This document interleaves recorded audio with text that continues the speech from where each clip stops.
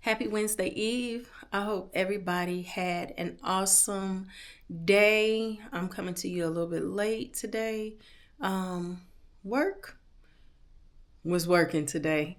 For those of you who may not know, this may be your first time seeing my channel. If so, welcome. Thank you for stopping by as I'm new on this content creation journey and self-discovery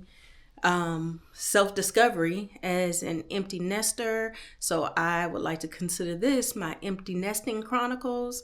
Right now, as I've stated in almost every video, I don't know where this road is going to lead me to. But today I want to talk about something that I am passionate about and really want to help people and see people excel, and that is cybersecurity. I see so many things out on the internet as far as promoting certifications that one can pay for and obtain. And they have like these pseudo promises. If you get this certification, you don't need any experience and it'll open these doors. And I'm not saying that they totally won't. I don't know. I don't know anyone that has gone that route, but that does not mean it cannot happen. But what I want to bring to you this evening is cybersecurity is absolutely not an entry level field. It is a field that requires quite a bit of experience. It doesn't have to be extensive experience, but it needs to be enough of varied experience in the field of IT that you at least have a good solid foundation of IT principles in terms of operating systems, in terms of networking, in terms of vulnerabilities. Like I say, it doesn't have to be an extensive understanding, but at least the basics and the fundamentals. So what I want to share is that there is more than one way to get in cyber. But I don't like when certifications are pushed and, people are given the perception that's all you need to get into cyber, because on most cases, I do not find that to be true. Again, let me just put this caveat out there. There's more than one way to get in cyber, and I'm not going to say that that does not happen for some people, but that is not the norm. And the other thing that I want to stress, a lot of these certifications are very expensive, especially when you get to your cyber certs, like the CISSP, the CGRC, all of these types of certifications, they are expensive. They require a pretty in-depth knowledge about a number of things within the IT infrastructure. These are not certifications that you can just go pick up a book and read a book and find the answer. These are not those types of certifications. They are sponsored by an organization called ISC Squared. What I have seen on the internet a lot lately is that you can get the associate's level certification that ISC Squared offers. And yes, you can. But again, these are not easy exams to pass. And I will be totally honest and transparent with you. With the CISSP, even with the number of years that I have in IT, I've been in IT since leaving the military and earning my bachelor's degree in 2006. I did not pass the first time. And I did not pass the first time. I went through a boot camp. I have the experience. It is just a challenging test. Don't quote me on this. You can Google it, look it up. But I believe the pass rate for CISSP is somewhere around 20 to 30%. So it is a low percentage pass rate for that particular exam. And overall, cybersecurity is not an entry level field. It's just not. You need to come in with a lot of fundamentals. like I said. And I'm going to say something else that's a little bit controversial.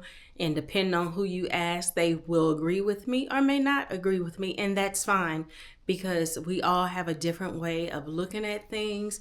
And it is largely based upon our experiences, the environments we've worked, the agencies, whether it's been out in the commercial world, whether it's been, federal government. I personally work in the federal government space, so that is what I am most familiar with.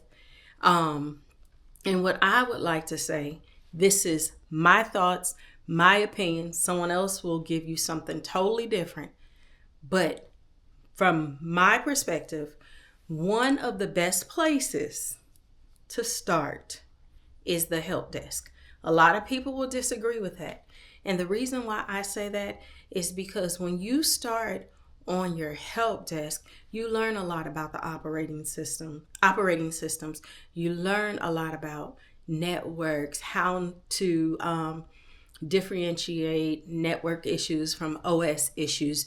You learn about the applications and software on those computers. You may deal with multi-factor authentication and all these things. And all of these things are the building blocks needed for the foundation in cyber. Does that mean you need to stay on a help desk and work there, 5 to 10 years to gain the experience? Absolutely not. When I started in IT, I started with a big Fortune 500 company, and I was actually at the help desk for about 8 months, I want to say. But I deal with legal aspects as in terms of legal holds, how to process a computer for a legal hold. I dealt with operating systems, network issues. I learned how to re-image computers, and all of those things played a major role in the role that I have now in the cybersecurity field as a security control assessor. I fall under the GRC space, which is governance and risk. It is not a technical space, but you must understand a lot of technical aspects in order to be able to perform this role.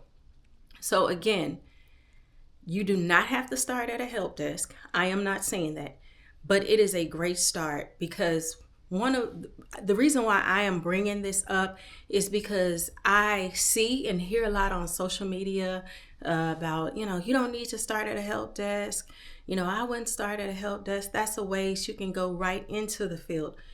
That might be true in some cases, but you will find that there are a lot of people out there that are trying to break into cyber that are having a very hard time getting into cyber. And part of that reason is because they lack those foundational elements. You can write a beautiful resume, and like now you have Chat GPT, and all these other AI tools and stuff. But if you cannot, it's more than just speaking to it, because people are catching on. They know you can study all these different things through Chat GPT and somewhat be able to speak to a resume now. But the thing is, when you walk onto that job site, are you going to be able to perform that job? Are you going to know how to troubleshoot things? Are you going to know how to deal with the number of issues that are going to come? And another thing that I want people to understand, especially in this day and at this time, a lot of workspaces are resource challenged. They just are. People are resource challenged, especially if you're looking to get into the federal government. There's a hiring freeze in a lot of spaces. People are doing multiple jobs. And from my experience, again, this is my experience. Other people may have other experiences. Most of the time when you start a role, you're not going to be provided with a dedicated trainer. You're going to receive some training. You're going to be provided with the basics of that organization, firm, company, or whatever. But a lot of learning is still going to be self-learning, where you're going to have to do research, where you're going to have to perform some critical thinking and analysis to be able to make a decision like what your next step should be.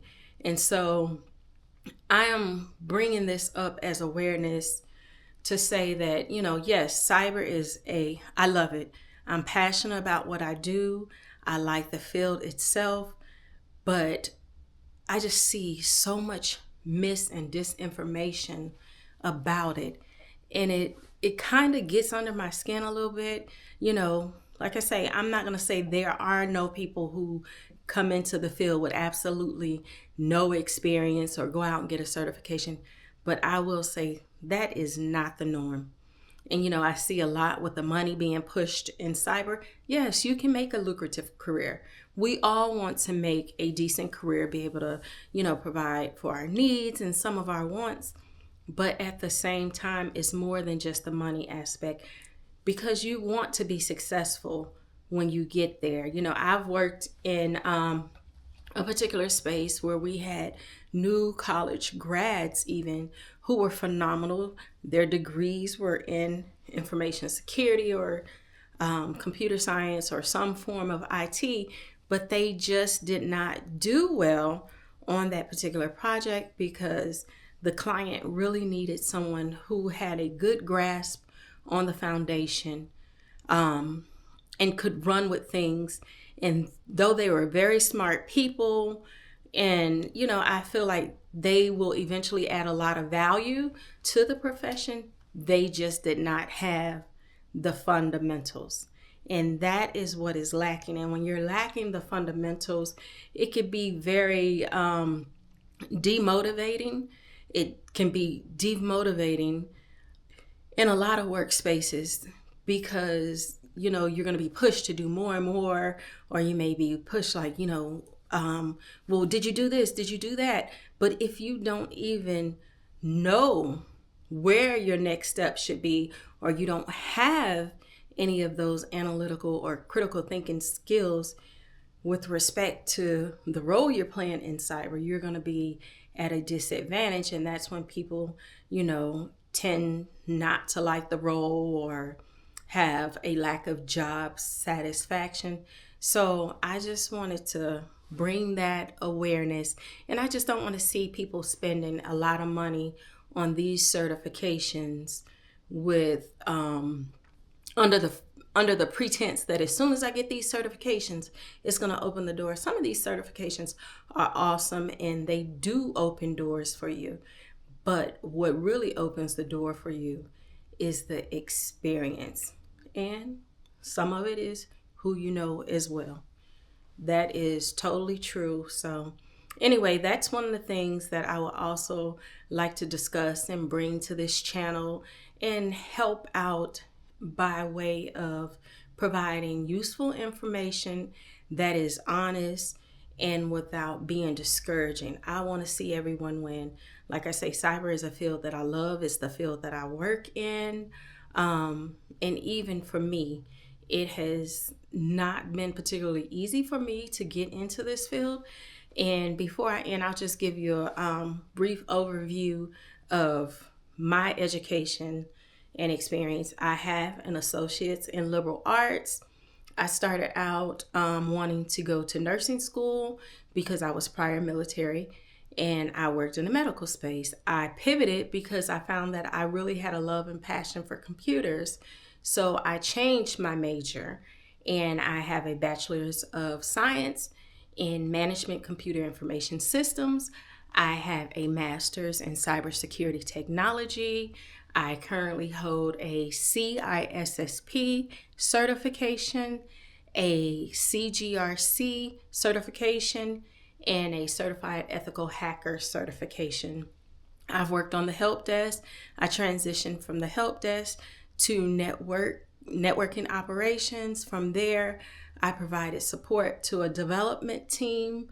I've also worked in in a business analyst role supporting ServiceNow. So I've done a number of things before I actually landed my cybersecurity role. Oh, another thing that I would like to mention, going back to the associate's level certificates for ISC squared. Yes, again, you will take the same test that anyone else will take, if anyone is trying to push those CISSP and CGRC certs, which again are not entry-level certs either. You will take the same exam that everyone else takes. Remember, I said they have a very low pass rate, in my opinion, and from what's listed online. And you were given a number, I want to say like 5 years to get the experience. But the problem is a lot of spaces do not recognize those associate level certificates. So it's like not having them. And again, it requires countless hours of studying.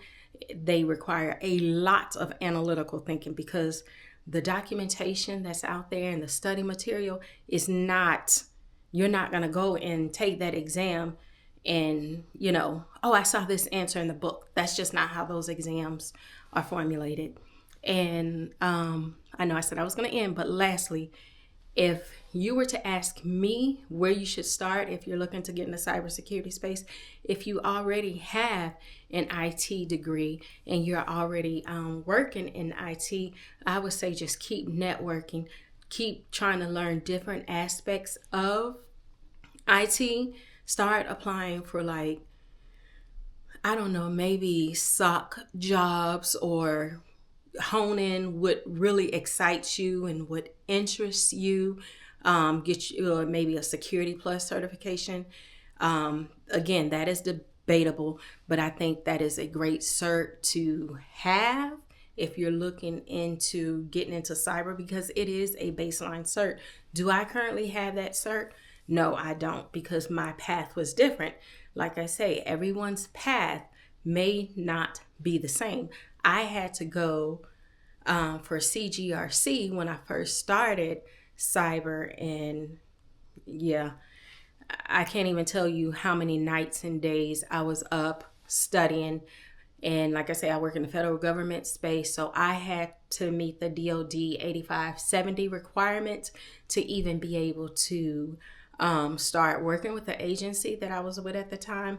I had to meet all those requirements in order to get my PIV card, in order to get my computer and all this kind of stuff. But anyway, like I say, and if you get an opportunity to work on a help desk, take it.